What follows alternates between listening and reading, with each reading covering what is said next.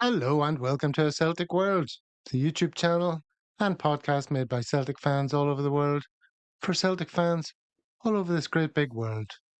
And where, pray tell, in the world do our two august contributors come from tonight? Well, first of all, we have Stephen in Australia, as usual, on on a Monday. Yes. How are you?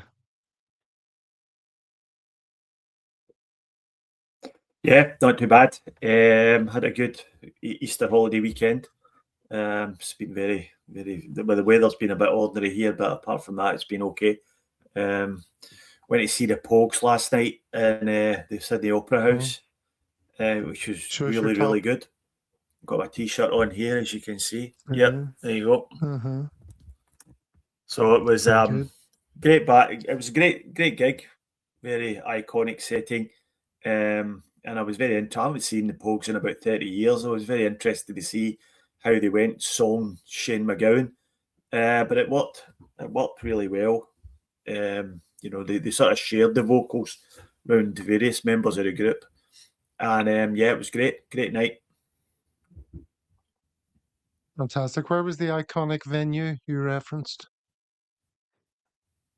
I was in the Sydney Opera House. Oh, okay.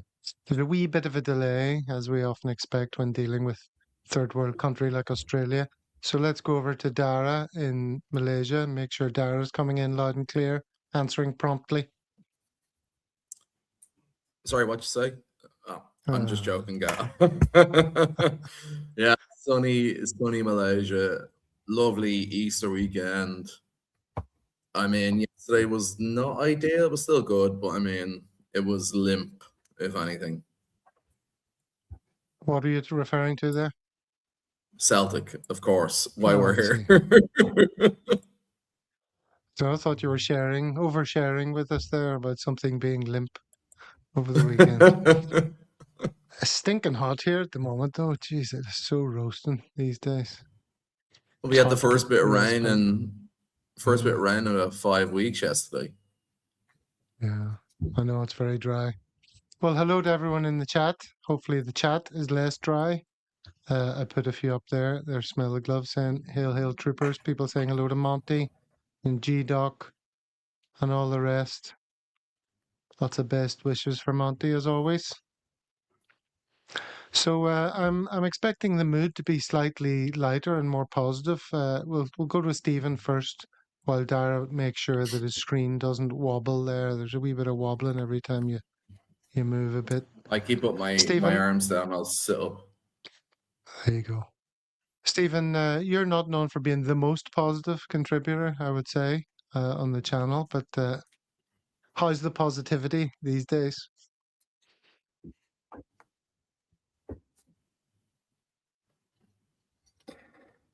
I'd love to say it was good, but it's not that good. You know what I mean? I'm not really any more positive than I was this time last week. We got the win, and that's great. But we're still looking for a performance, and that just wasn't there again. There's still more. I felt as if the game threw up as many questions as it did answers, and we're still searching for the correct combinations pretty much all over the park. There's a few injury issues still, obviously, but yeah, I wasn't that impressed. Particularly the second half performance yesterday was pretty poor, and it was almost a carbon copy of the Dundee United game, with us playing quite well in the first half, and then we seemed to completely lose it after half time for a spell. And the only difference being this time was that they didn't get a second goal. So we were still in it was still a draw going at the last 15 minutes. And we were able to lift again for that. But by that time up at Tannadice, we were 2-0 down. And everyone had put the tools away. So I don't feel as if we're really getting better. But when all said and done, we won the game. Hearts dropped points, and we're right on their tails, both Rangers and Hearts now. So if we can get it to click over the next few weeks, then we're in a really good place to challenge. But at the moment, I just don't see where it's coming from. Yeah, I mean, as you see in the comments there, Dara, like some people saying, how can we still be in it? This is ridiculous. It's beyond belief. But in it, we still are, as the thumbnail tells you there. Celtic stay in the hunt. There's the man of the moment, the guy with the winning goal. And 67 points, 66 points, 64 points. You know, now is no time for giving up, Dara. Yeah, well, I mean, the first time I was on, I said I'm unsure if we'd pull it back, and then it's flipped and flopped. But like yesterday was piss poor, but getting a win is a win. It's just about 3 points. Like that's all that matters. And you see that Hearts drop points. I know the other shower won, but like having to play them at home, the belief is still there. If we can get things clicking, get a few lads back. I know there's talk that Jota and Vickers won't come back this year. That's something. If we can get a few others back, you'd be very, very hopeful of possibly the worst Celtic team of all, like for many a year to win the league. I think it still can be done. But yeah, it's not miracles. It's just about lads on the tables and getting them right, getting lads fit. I think that's the big thing for us right now. Mm-hmm. All right, well, we'll come on to the fixture list, the split relative fixtures among the three contenders and all that stuff. But I want to go through the game a bit and the whole experience of it. It was pretty uncomfortable viewing at times. It was a period towards the end of the game where everyone, I think, looked like the guy in the crowd. You know, he was just like, oh, geez, this is it. This is just going to peter out into nothingness. And that'll be a good sort of metaphor for our season. But it wasn't to be, so we won the game, and the table is what the table is. And as Cal McGregor said afterwards, we just park that, get on with the next game. So let's have a look at the team that came out. What were you thinking, Stephen, prior to this team emerging? What did you, or before kickoff, when you saw this lineup?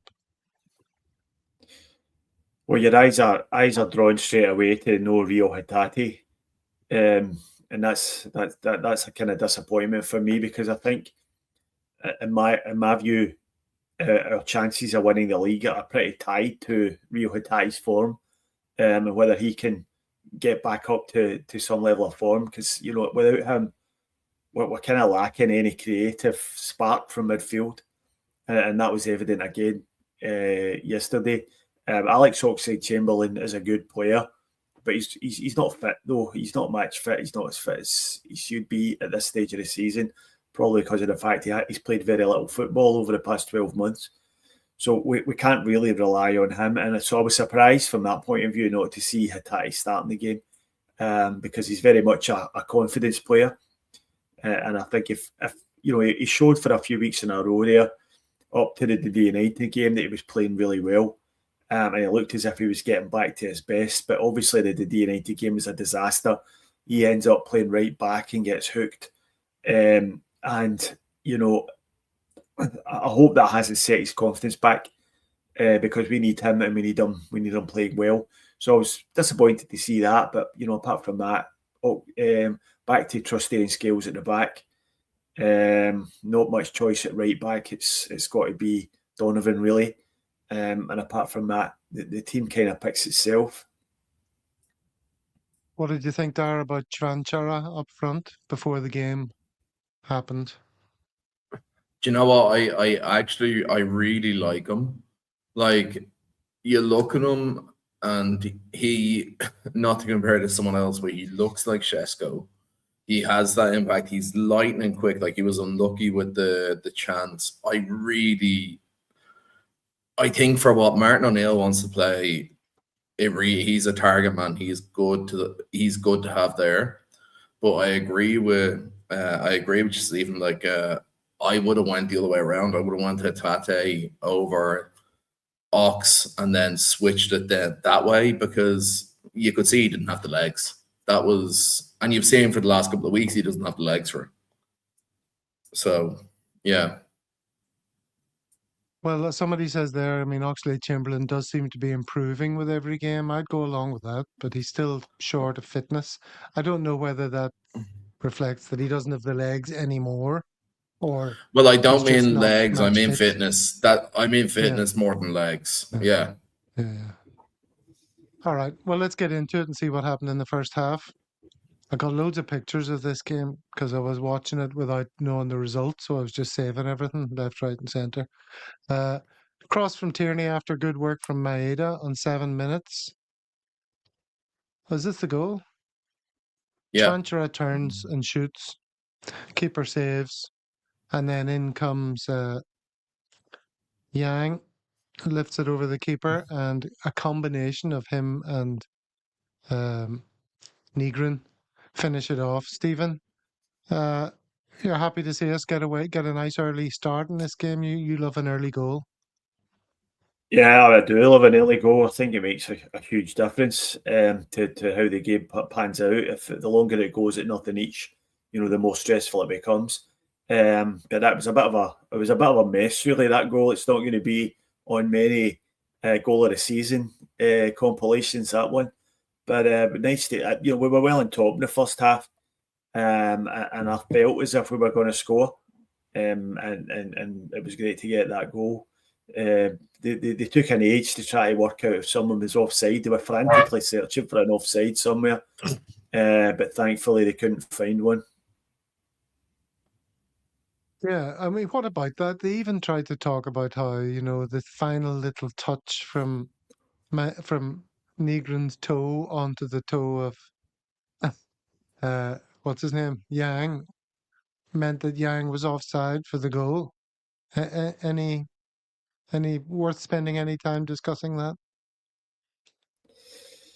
Nah, I don't think so. I think it's just fucking Huns grasping at straws, really, isn't it? I mean, they basically simultaneously kicked the ball. So how's that offside? You know what I mean? Who's kicked it on who? They've kicked it at the same time, basically.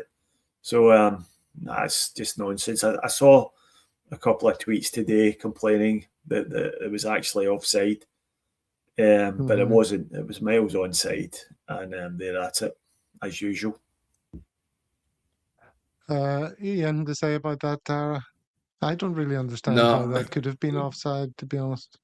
Negrin touches it onto Yang. I'm not getting involved in loss. Last time I did, when I said someone shouldn't have been sent off, I got absolutely killed in the comments, but that's not offside. The rule is so askew. I really don't know. I don't see how that's offside. Like, even the picture is clear. There's a defender in that line. Yeah. Okay. Nonsense then. All right.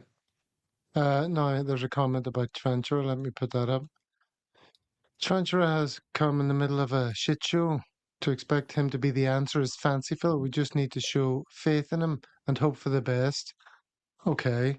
Well, I mean, there's a few incidents we need to talk about Chvanchara in this game, and I think this is the first of them. This is the one where, look, Maeda is free. He's got space in front of him. You just slide him in there, and he gets the shot away. Absolutely criminal not to pass the ball there, was it not, Dara? Yeah, well, in fairness, he sees his name up in lights. Like, again, I think he's brilliant, but like, the pass was on there. Take the easy option instead of shooting from 18 yards. Like, that was ridiculous. Okay. Like I say, I've got loads of little things saved here. This is sort of not a highlight, but I just thought it was interesting. A high cross came in, and Sinisalo comes out of his box and punches it away. You can see where he is in the box there. It's worth noting that that's happening these days, Stephen. And that's, as Liam Scale says, it gives the defenders a degree of confidence to know that there's somebody there who's active rather than passive in the goal. Yeah, it's good to see a goalkeeper coming off his line, but we haven't had one in a long time. Even Joe Hart was very reluctant to come for crosses like that. But I think especially, I'll fast forwarding a bit here. It was the last minute of the game though, when they've loaded up the box, their goalkeeper's up pushing for an equaliser, and they've launched it into our box, and Sinisalo's just come out and took it and ended up getting fouled and the game's over. So that's what you need from your goalkeeper in situations like that. You need him to take the pressure off the defence. And Scales has obviously got confidence in him to do that. Whether Sinisalo's got confidence in Scales to do his job is probably another matter. Every opportunity. All right. I won't have the Irish slander. Liam Scales is brilliant. Yeah, he's good sometimes. He's good at what he's good at. It was terrible. It was terrible last night. It was just bizarre. He was pissed for, yeah. Okay. Yeah. It wasn't his finest game. But I want to go back to Stephen now for this next Fanchara moment, because unlike the other one, there's no ball onto Maeda here. There's a defender covering, but there's all this space for him to run into and smash one. So what does he do here? He tries the pass. Yeah, he's obviously, a bit wounded from the he's probably maybe been berated for not playing Maeda in with the last one, so he's trying to feed him in there. He's not confident in his shooting ability, so he's took the option to pass. But obviously that again was the wrong answer. But I'm more concerned with the fact that he's getting into these positions. So I thought he played well, Svinkara. If you take the poor finishing out the equation, I think he led the line quite well, and he sort of kept their defenders busy. And to be honest with you, he was getting fouled the whole game, and the referee just wasn't interested. But he showed a good turn of pace a couple of times to get away from defenders. So I thought all in all, it wasn't bad from him. I know he's getting a bit of stick today in some of the socials and some of the comments there. But I think of the poor selection of strikers we have at the moment, he's probably the best. And the reason for that is he is getting into positions and he has shown a bit of pace. So I think we should stick with him for now and just see if we can play him into a bit of form over the last 6 games of the season.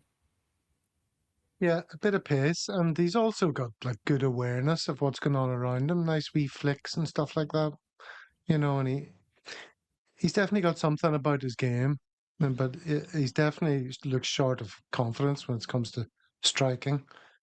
I think this was the result of one of the wee flicks. That's him there, and he just had managed to flick the ball on to Oxlade-Chamberlain here, who showed some good moments in the game, I thought, in the first half. He sort of powers his way, battles his way through the midfield here and releases Nigrin, who puts in what looked like a really nice ball, but it just wasn't nice enough. It just evaded the two potential finishers. Dara, do you remember this? That was a good passage of play. I watched that, and this doesn't strike me, Stephen. If you want to take that, yeah, I'm trying my best. I think he's played it. Yeah, I think he's played it across goal there. It was a really good ball, but it was just out of reach of Yang, who wasn't quite advanced enough, and it evaded him, and it trickled out for a goal kick. But I don't think it was a poor pass. It was maybe a couple of inches the wrong side of Yang. Maybe I played it a little bit closer to him, but that's what you're wanting for that position there. You're wanting it fist in low and hard, and you're just hoping someone's gambled. You could easily say that none of the strikers have gambled enough to get in and get on that ball, but I thought it was a good cross and a nice bit of play, as you say, Gav. Really good from Oxlade-Chamberlain. Showed good physicality and good balance to hold off a couple of challenges and feed it into Nigrin. So, I think Oxlade-Chamberlain's definitely got a part to play over the remainder of the season, and if he continues to improve, we all know he's a quality player. We just need to try and get the best out of him in the remaining games. Yeah, that first half from him was the most impressive I think I've seen from him so far. Chill Pills comment here, Dara. Are you familiar with this Glaswegian term? Yeah. We don't have to explain it to you. No, you're good. All right. Okay then. Oh, yeah, It's more than what's on my head. the last photograph in the sequence. I think what David Clarkson's getting at there is that the pass was on, and he just didn't hit it well enough. I mean, he did. It was okay, but he could have just put it on his toe, and that would have been grand. I think that's what he's getting at. Here's another pass. Negrin playing in Maeda. Maeda gets a shot away, but it's saved by the goalie's legs. Not a great shot, but we were creating chances throughout the half. Loads of them. Do you remember this? This is like another nice passage of play. Oxlade Chamberlain creates a little bit of space here with a tidy turn, plays the ball up, and it gets flicked on to Chvanchara, who, not for the first time in the game, Stephen, takes too heavy a touch and gives the opposition an opportunity to smother it. Yeah, there was a couple of those when the player took a poor touch in the game and the chance went. There was Oxlade Chamberlain himself had one earlier on in the game where I think came off his knee after a flick on from Schwankara. I think Yang had one in the second half where he just miscontrolled the ball a few yards in front of him. So yeah, it's like individual things like that are letting us down at the moment.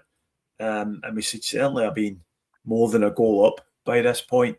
And yeah, we need to get that sort of thing out of the game. And as if to reinforce the point, Maeda's pressing here in this moment. Maeda was also pretty good, I thought, especially in the first half as pressing. Anyway, he worked hard. He did a lot of good things. Gets in here, frees the ball up, and to be fair to Chvanchara, he was alive to it. And look at this photograph here. The amount of space he's got, and he's got the pace.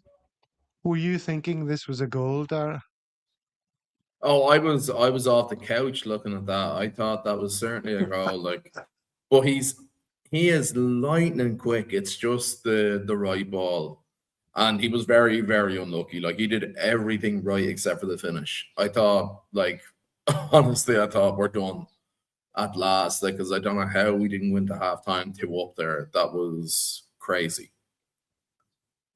I don't know what you were watching or who was on commentary or whatever, Stephen, but they made the point, which I think is exactly right, is that, well, no, what's his name on commentary, that annoying guy on Celtic TV who does the interviews? I can never remember his name. Oh, Jerry McCulloch. Jerry McCulloch. He was saying, oh, he could have gone round the guy, but he couldn't because his first touch again was so heavy that he was forced to do the only thing he could have done, which was try and get a wee flick on it as the keeper was on top of him.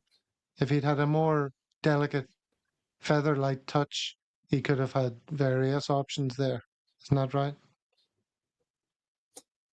Yeah, for sure. I think a bit of credit has to go to the goalkeeper who came out really quickly, and they forced him into making a quick decision. So he didn't have any time to think. I thought as well that he might go round the goalkeeper, but I think the keeper made up his mind for him by charging out really quickly. So he just lifted it over him, and he done everything right. He's lifted the ball, it had great weight on it, and it was just, on another day that bounces off the inside of the post and goes into the net. But it was just like a couple of inches to the left, and it bounces back out again. So he showed really good pace to get onto that, and get he left the D defenders for dead. But we've hit the woodwork so many times this season. It's not funny. And yeah, obviously a miss is a miss, no matter what way you dice it up. But it was quite unlucky there, quite unlucky. Even if you got shorts on at all, are you dressed below the waist? Someone's asking to see you in your full splendor. I am, yes. I'll show you my full t-shirt. Yep. So it's a Pogues Tour t-shirt from my gig last night. Since we were on this Not Another Penny boycott of merchandise, it's kind of killing me a bit because I love a bit of merch. So I don't usually buy tour t-shirts due to the fact that they're ridiculously priced. But I decided to treat myself last night. All right. And here's the Chvanchara Oxlade Chamberlain link happening again, Dara, which was very heartening to see these two sort of working well together. Nice little layoff onto the Ox. And this is where he did it, Chvanchara. and took a really heavy touch for no reason. Do you remember this moment? Yeah, I mean, the chance was there, but touched it as heavy as anything. I mean, Chandra, like, again, go back to it. He is a quality target man. He just needs time in that team. I think there's something special. Like, you can go back to like Martin O'Neill, Chris Sutton, John Hartson kind of time with someone like him, something to aim at. And I mean, again, the Ox is only going to get better. So, yeah, It's too bad the it's not first half. September. I If it was know, September, we'd be laughing. Get these guys settled into the team. Within a month or two, Yeah. they'll be flying. Well, we don't have that time. That first half had me pulling out hair that I don't even have. So, yeah, it was a pain. Look, I think this is how you do it though. You build combinations like that, and people start to understand where the ball's going to end up when it goes up to Svankara. People are players, midfield runners are going to start getting more confident that he's going to win the flick on, and start running in behind, and that's exactly what happened there. And that was the one I was talking about where Oxlade-Chamberlain took a poor touch and it ran away from him. But the more these guys play together. And that's why I'm very much in favour of seeing Svankara getting a run in the team, even though he's not been scoring, he's not scoring many. I do think it's worth persevering there and seeing where it takes us. And we don't really have any other choice anyway. Yeah, here's that combination again. This is a layoff from Svankara to the Ox. What happened after this moment? Oh yeah, the ball finds its way through to Nygren, and then the defender kind of slides in. I'm not sure if the defender actually plays this back to the goalkeeper, and then the goalkeeper picks it up, which is why Nygren was suggesting, that something was untoward, or whether it was Nygren who got in here but couldn't quite control it.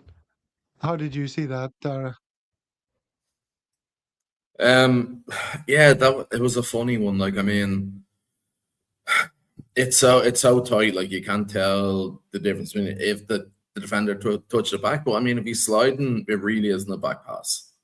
Like, if that went the other way, we'd be screaming. But I mean, if you're sliding in, it's not a pass. You're not physically in control of what you're doing with the football, so you can't give it. Yeah.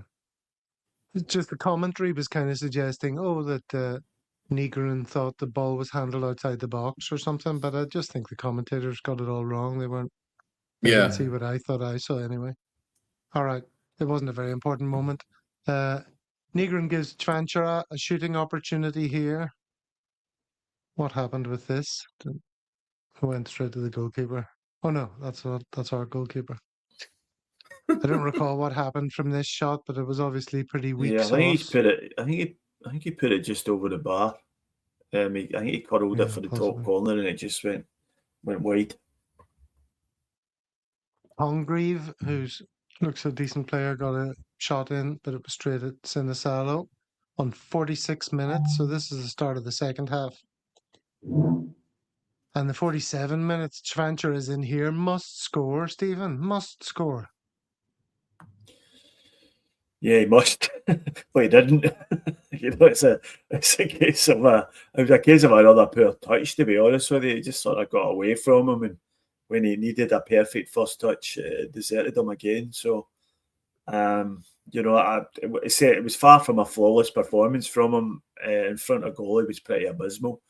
But again, we're getting into those chances, getting into those areas, and making those chances, and eventually the goals are going to come for him, I think.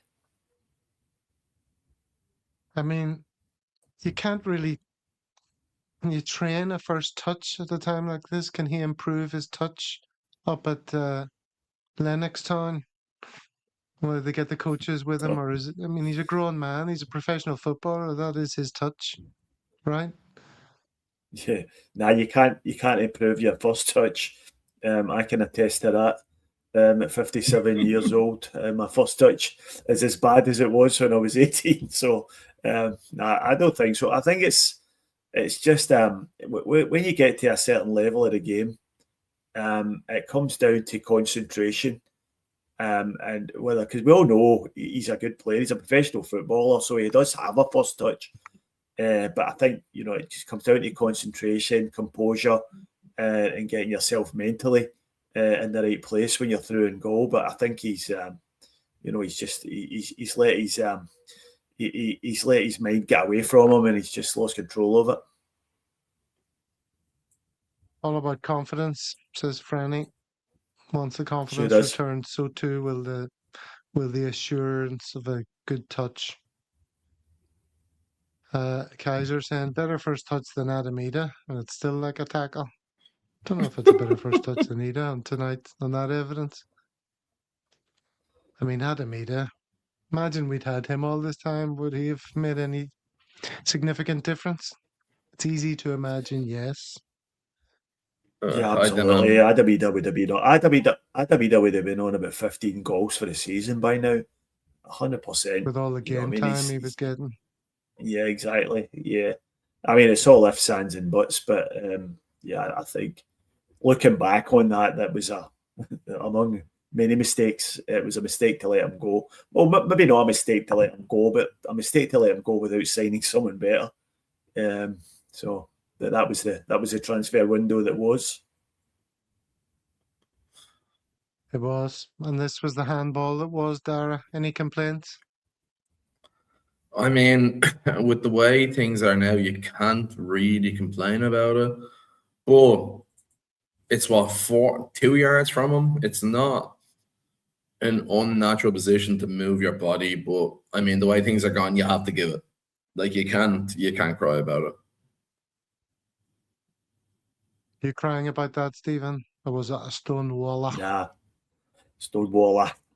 I can't complain about that. We've seen him so many times this season, and that was pretty clear cut and a reasonably easy decision for the referee. The main problem there was we didn't attack the first ball into the box, and it starts bouncing around. We conceded a penalty a few weeks ago. It just escapes me who we were playing at the time, and exactly the same thing happened. The ball's bouncing around, and then somebody puts a challenge in, and somebody goes down, it's a penalty, or somebody gets a shot away and the arm's dangling. I'm not sure if there's any way that Donovan can avoid doing that. He's just the position his arm's in. I know we see a lot of players putting their arm behind their back, but he wasn't even trying to charge down the shot. He was just sort of standing there. Albeit the shot was clearly gone over the bar, I don't think it was going to trouble the goalkeeper, but where his arm was, you're always going to get a penalty given against you under the current rules. And then it was a decent enough penalty from Simon Murray, who's a bit of a nasty looking bastard, isn't he? The sunken cheeks on him, the ginger hair, the pale tattooed thighs, Dara. You wouldn't want to bump into him in an alleyway, would you? No, not a fucking hope you want to run into him. Like, it was a great penalty, but he does look like he's about something, in fairness. It was a good penalty. Like, I mean, Salihu had no hope. And, and then after that it was tough watching for 25 minutes after that, 30 minutes after that, and then, yeah. It was tough. Just thinking, the support went quiet and everything. Stephen, you were watching it at home, were you? Did you get up for it in the night? No, I watched it. I watched it on delay, but I didn't know the score, so I watched it as if it was live. It was a pretty depressing part of the game, mainly because we could all see it. We could all see it coming. You knew it was coming when we missed all those chances in the first half. You think, oh, fucking hell, these are going to get an equaliser here, and I couldn't help myself just watching the clock tick down, and it seemed to go down in increments of 5 minutes every time I looked at it. And I'm thinking, at that point, I didn't see us getting back into the game. There was a period of about 10 minutes where they looked like, they didn't really look like scoring, but they had a lot more of the ball than we had. And if you couple that, some of the substitutions that we made, I just found really, really baffling. Particularly when he took off Oxlade-Chamberlain and brought on Luke McCowan. And that's like the second week in a row. We talked about this last week when you were around, Gav, about how when the decision to bring on, I think it was Luke McCowan when he took off Colby Donovan last week, instead of replacing him like for like with Anthony Ralston, was probably the worst substitution I've ever seen in my life, and it really, really swung the game against us at Tannadice. And again, this one is absolutely inexplicable to me, why you wouldn't bring on Rio Hatate for Oxlade-Chamberlain in that position at that time of the game when you're desperate for another goal and it's running away from you. I just can't understand it, because Luke McCowan, he's just not a very good player. He's got some qualities, but he's really one-footed, and he doesn't affect the game. He's not really that creative.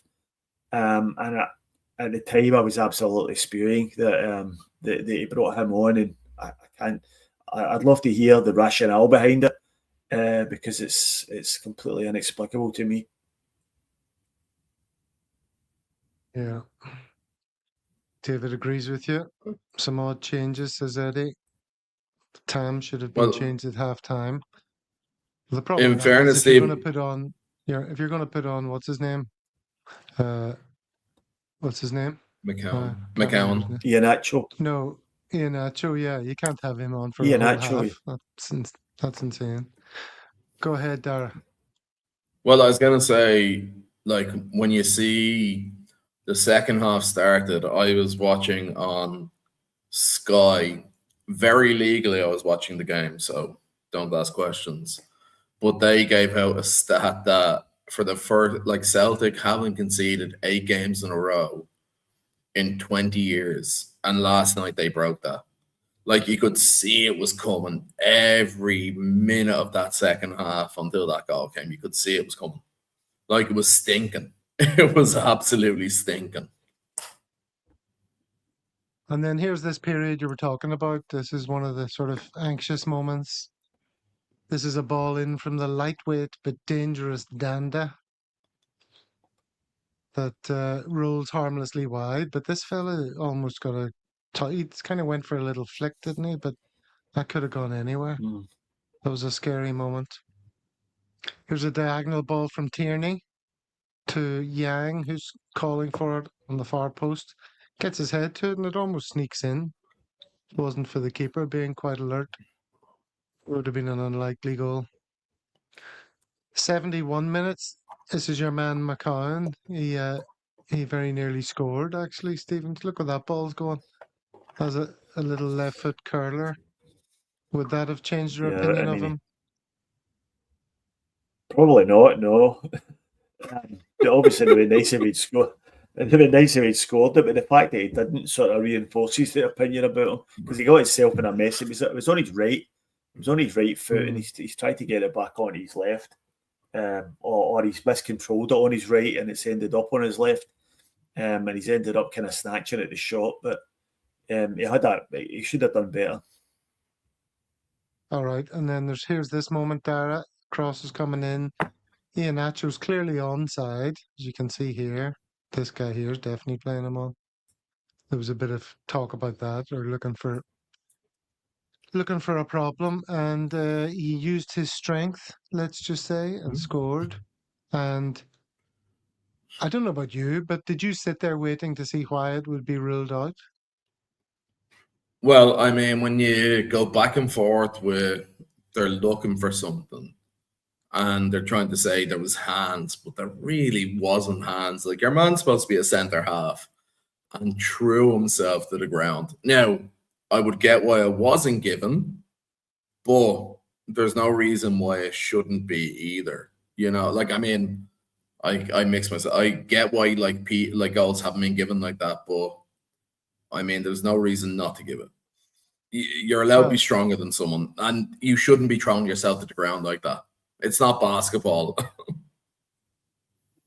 I didn't celebrate the goal. I sat there just passively waiting until I saw him motioning that it was in fact a goal and there was no reason to disallow it before I actually relaxed into the fact that the scoreline had changed. Stephen, what about this two-handed push in the back? He does have two hands Yeah, I on the mean, guy's it's not. back. He does give him a little push, and the guy goes over. Look, I don't think. Yeah, I'm not even sure if it's clear that there's two hands in the back there. They both went. They're both moving towards the ball. He's maybe off balance, and he's given him a little bit of a nudge.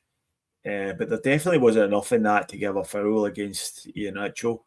It was just two physical players going for the ball. The guy just, he overran it, but the defender just misjudged the cross. And I think he just sort of threw himself to the ground rather than hope rather than expectation. But it certainly took them long enough to figure it out. I was watching with the Sky commentary with our old mate Ian Crocker. Dara, you were talking about stats there. He came out with about 100 different stats to underline how pish Celtic are this season. And then, obviously he was doing my head in, to be quite he's absolutely murdered just now. But obviously there was no more stats after this goal went in. He sort of shut up a bit about the stats. They were talking about an offside check when the original cross came in to see if he was maybe a little bit offside. But they didn't even talk about the potential foul. There was nothing in it for me. Edward Lochry's the same, always waiting for the check after we score. It's just rips the heart out of football. You can't celebrate until a clerical decision has been administered. Fuck off. Whatever happened to banging the ball into the back of the net and going mental? Doesn't happen anymore. I just sit No, there it going, doesn't. must wait for official approval. Hate football. All right. Here is Iheanacho gets the flick on, which you talk about Chavancher being the target man, but he doesn't really get flick ons like this with the head so much, like Iheanacho does. Just a direct get up, get a little touch onto the ball. Yang is through, and Yang is taken out. Again, I was sort of slightly surprised that this was an immediate red card, Dara. I've looked at that 3 times today, and it is a red card, but it's a bit of a shit red card as well. Like, it's very close to the line of being the last man. I get that, but there was no. I don't know how to explain it. I can see it given, I can see it not being given. It's one of those. It toes the line between like being sensible or just going by the law. Like, I mean, I don't know. I really don't know. I have to. Well, I sit VAR on the didn't fence still deem with it a him. clear and obvious error. I think they thought that the referees called it, and it was a reasonable decision to award the red. No covering defenders or anything, Stephen. He was clean through, was he, for you? Well, not really. No, I think it was a bit harsh on the defender, to be honest with you. I was very surprised to see the red. I thought there was a guy getting round the back to cover, but I think the officials have made a rod for their own back with the trustee sending off at Tynecastle, which was in very similar circumstances. In fact, it was further from goal, so it was even less of an obvious red than this one. But I was quite surprised to see the red card, and I thought it was a little bit harsh. Yeah, and no one seems to have caused much of a stink about it, apart from themans. But even like everyone on the TV and stuff, I didn't see anyone really debating it that much. Even Boydie, our friend, didn't have too much to say about it. It was That's a a token red first. card, says Kaiser, so the mainstream media could run with Celtic beat a 10-man Dundee, like they turned up with 10 men. And yeah, it had zero effect on the game, really. I mean, it gave us a bit of breathing space for the last couple of minutes, but a red card at that stage of the game is very different from one in the first half or something. We were already 2-1 up, likely to see it out, and then that happened.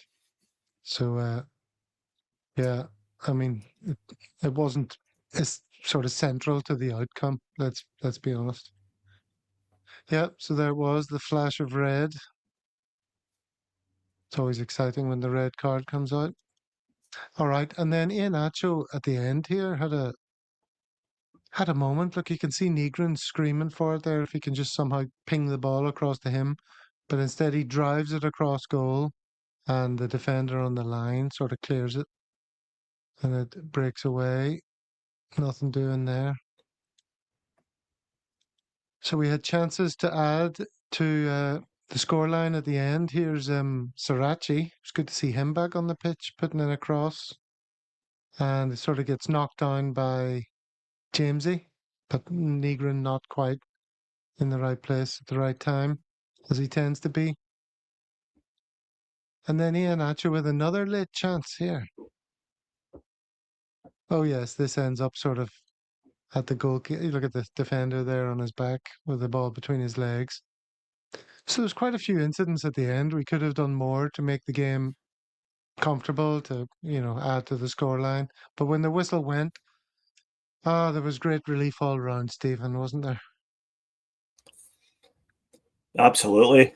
Yeah, I mean, it's just another game ticked off, and we're not in a position at the moment we can take any game for granted. So any win is to be celebrated, and celebrate we did after the final whistle. So it was a great result if you factor in the performance, if you factor in the amount of injuries we've got, and you just factor in how generally shit the season's been. Then it has to go down as a really good result, considering we've already lost up there this year, considering we lost to Dundee United last week across the street from there.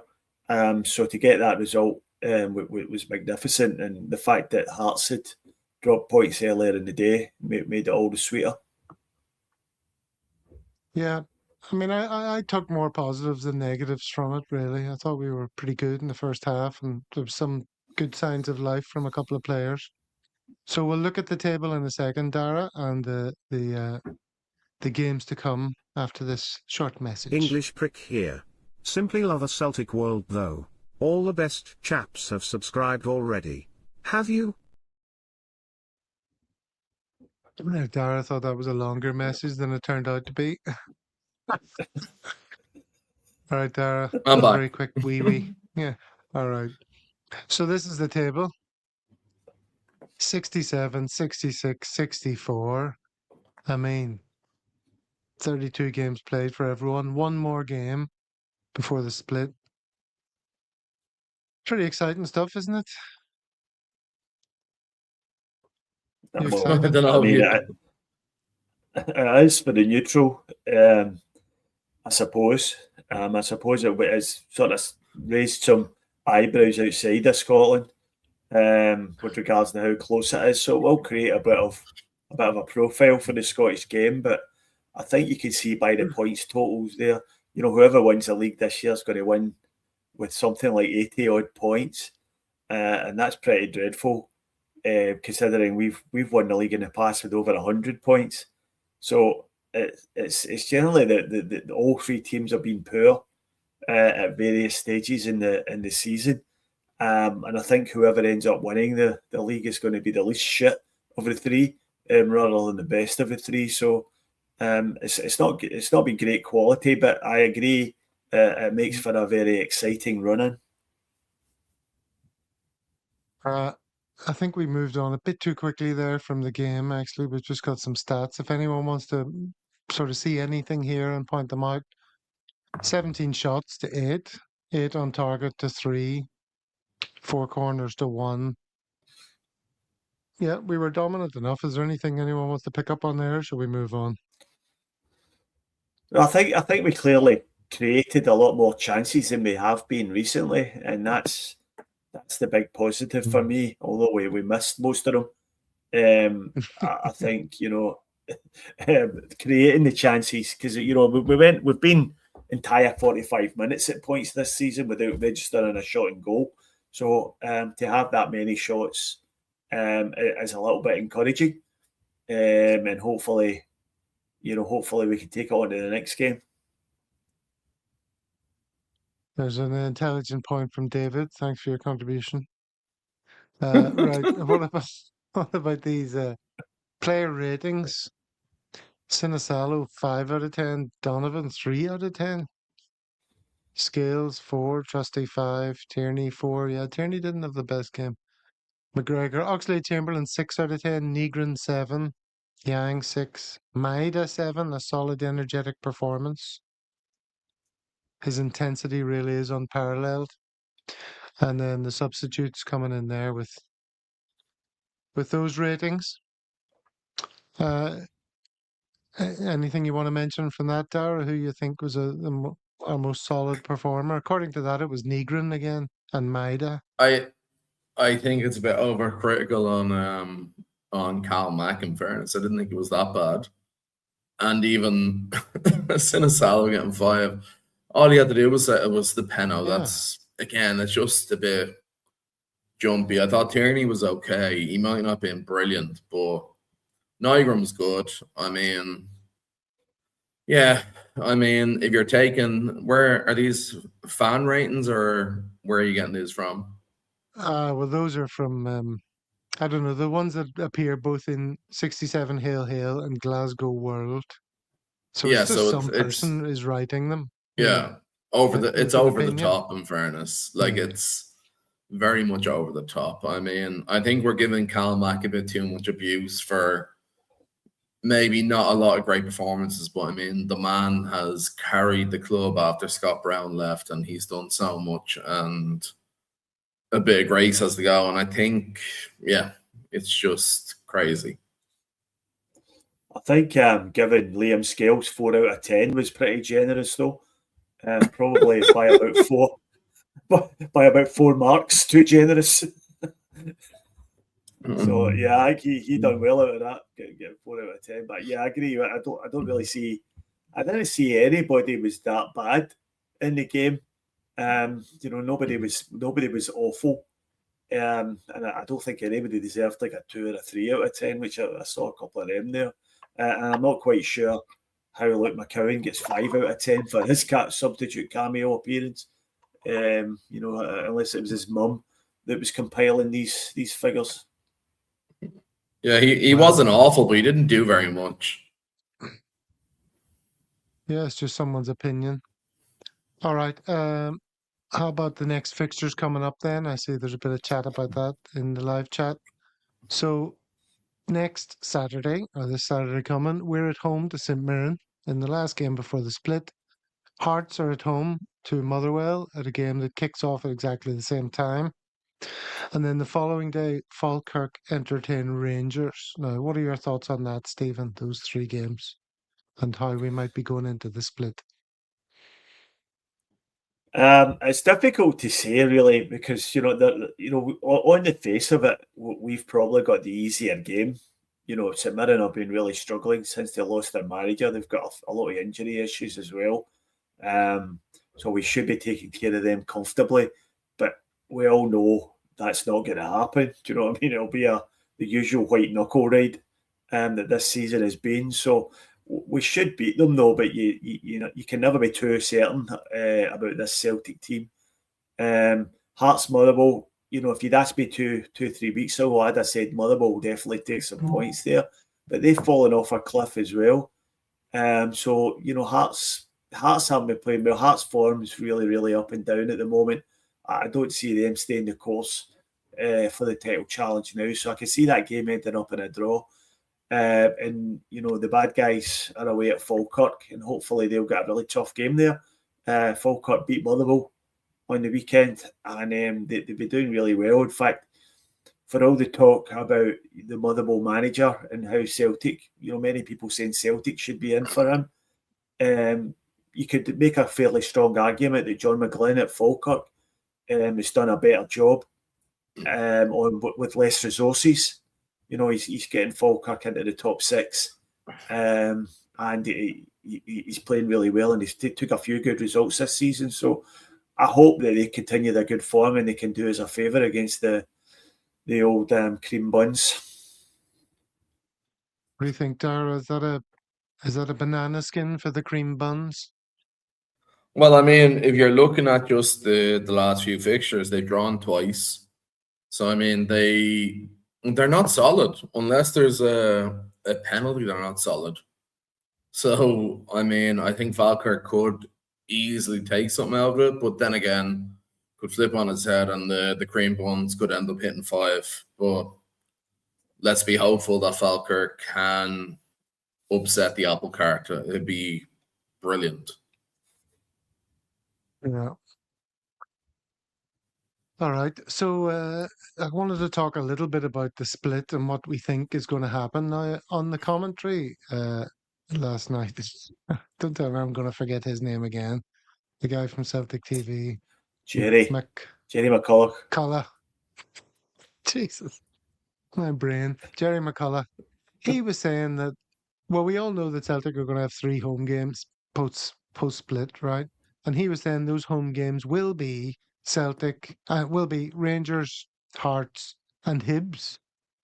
Now, I hadn't heard that. I know it's got to be Rangers and Hearts, just because of the fact that we've played them already. Can anyone clarify that? What we think It's not. the post-split fixtures are going to be? It's not. Well, I know that the way they do it is they, before the season starts, they sit down and they work out who they think is going to finish in the top 6 based on a number of factors, and they work out the fixtures so that if that does actually happen, then everybody will play the same home and away games. But the apple cart gets upset somewhat if a team who's not expected to make the top 6, say for instance Falkirk, get in there, and that's why sometimes you can find, teams playing a certain other team 3 times at home and only once away. But I think they'll definitely work it out so that Celtic will definitely have 3 home games after the split. But I'm not too sure how Jerry works out that we'll be at home to Hibs, because everything I've heard up to now would suggest we're going to be away to Hibs and Motherwell. Mm-hmm. Well, that's what this graphic suggests. Home to Falkirk, Rangers, Hearts, away to Hibs and Motherwell. Rangers have got 3 away games, and 2 of those are Celtic and Hearts. That's pretty tough that they're away to both of us. Similarly, Hearts have 2 home games and 3 away games, and they're away to Hibs and Motherwell and Celtic. So, you don't have to be green tinted glasses to look at those post split fixtures and think, we have a chance of accumulating some points there compared to the others. Right, Steve? Yeah, I mean, the one notable thing there is that, of their 6 games remaining, and they're away from home for 4 of those games. So that's tough. That's a tough run of fixtures for them. They've been getting a lot of plaudits for the last 2 weeks, but they've been at home both weeks. They've been playing teams out with the top 6, so and they haven't really been hitting top form, so they are vulnerable. And some of those away games look really, really tricky for them. So I definitely there's going to be points dropped there. 100% they're not going to win every single one of those 4 away games. And if we just need to put ourselves in a position. Obviously, one of the away games is against us, so we need to win that, and then hope that we can capitalise on any other slip ups that they have, because I'm pretty sure they will somewhere along the line. Well, Captain Hindsight here on Twitter pointing out that Rangers have 1 away win in their last 5 away matches.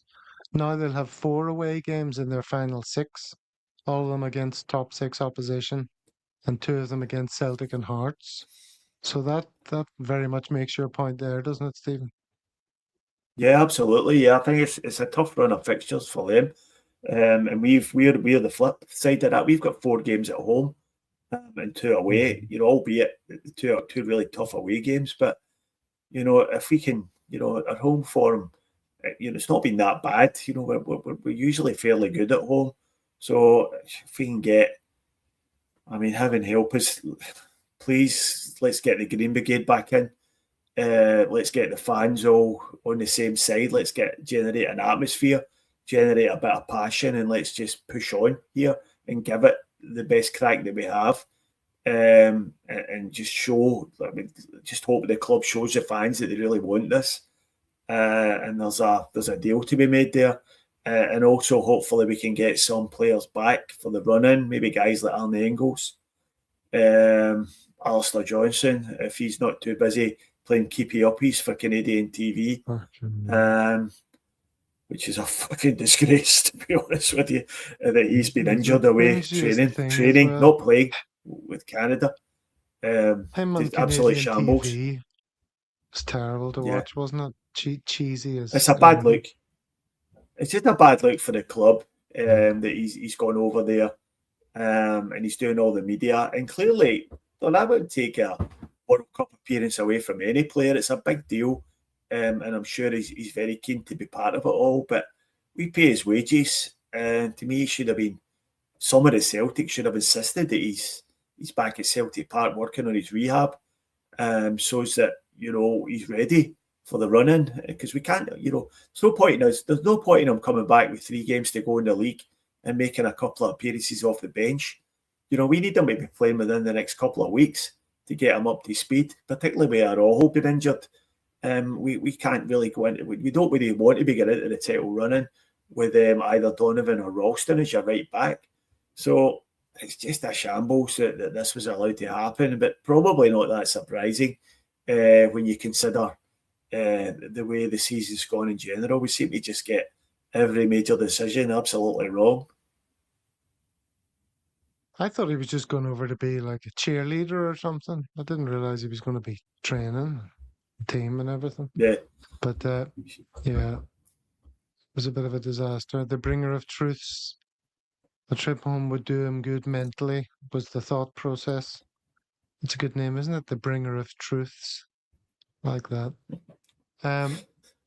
All right. So do we want to give any score predictions? We'll do a full Thursday show, of course, which will be very much focused on the St Mirren game. But Dara, what does your gut tell you about St Mirren? Oh, what does my gut tell me? I'm going to say 2-0. We need a clean sheet. 2-0. I'm being conservative. Okay. Stephen, you fancy a victory? Absolutely, I fancy a victory. Whether we get one or not is a different matter, though. But I'm going to be saying a multitude of decades of the Rosary this week for a comfortable 3 or a 4-0 win at home at St Mirren, because that's really what we need. We need a shot in the arm confidence booster. But having said that, it's probably just as likely that we're going to be scrambling. Get a scrambled own goal in the 92nd minute or something to win 2-1. So, I'm just looking for a continuation of the good things we did yesterday. Keep creating the chances, and only this time, stick someone on the back of the net, and hopefully see maybe some of the recovering players back on the bench, or maybe even starting the game. So, good to see maybe Osmond being involved at some point. That would give us another option up front. But, I think, we all want to see the team hit top form, but I think at this stage of the season, it's probably unlikely that we're going to hit top form now. And it's just all about hacking out results as we need them. So just to get a couple of goals, maybe make a bit of a dent in the goal difference, and give everyone around the place a bit of a shot in the arm. Shot in the arm would be good. I was thinking about mostly my predictions, Dara. I never revisit them on the show because I just like them to disappear into thin air. But I did say last week that in response to a comment that came through saying all the top 3 teams are going to win that round of fixtures, and I said I don't think that's going to be the case.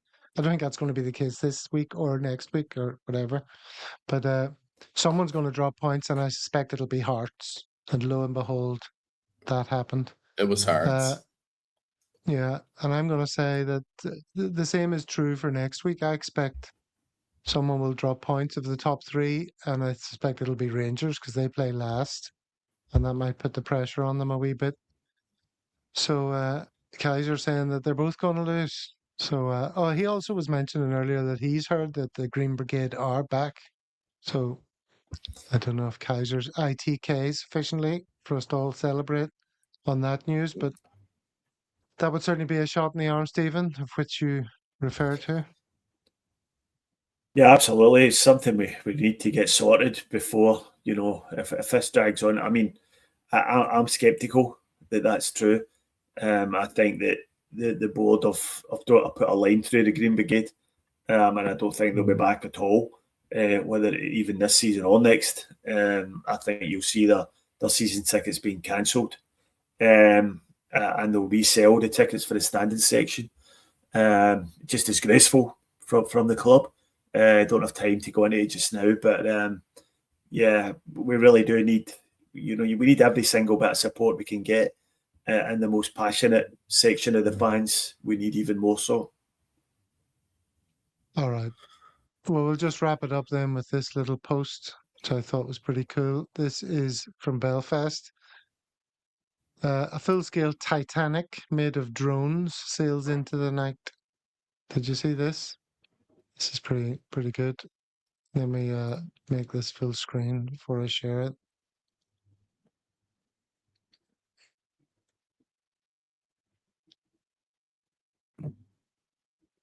It's a full-size Titanic setting sail from Belfast.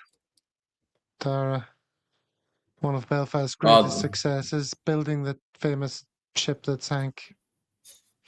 Harlan and Wolf. Yeah. The only time I've actually been in Belfast is getting the ferry to Stranraer to go to CSK, Moscow, and Celtic. The first time Spartak, when McGeady was back. Yeah. I was beside the Green Brigade for that, and that was mental. Mm-hmm. Well, there you go. There's a little bit of excitement from faraway Belfast. All right. Well, that just about does it for today's show. Thanks to everyone in the chat, as always, for your fun and games. There was no fake iceberg. That would be funny if they did that shaped by drones. All right. Well, we will collectively see you all on Thursday. I won't be here, but the Thursday show will be hosted by David, and that'll look forward to the St Mirren game in much greater detail and go into things like Mahesh's comment here, what St Mirren's form is at the moment. Celtic do indeed need to show up to avoid embarrassment. But as for today, thanks everyone in the chat as always. Thank you, Stephen in Australia. All right, Gav, cheers. And thank you, Dara, in faraway Malaysia, across town, other side of town. Oh, thank you, Gav. Hail, hail. Hail, hail, lads.